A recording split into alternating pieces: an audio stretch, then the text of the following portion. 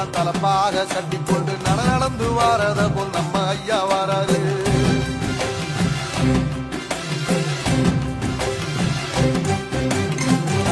கொடுத்தது என்ன சீதக்காரி இறந்தது என்ன ஐயா உசுறு வர அள்ளி அள்ளி தருவாரு.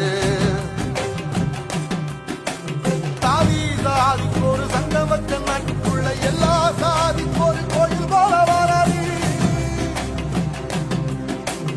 இல்லை என்பதையே இல்லாம செஞ்சவர் தென்பாண்டி கேரளா கருமேற வராது.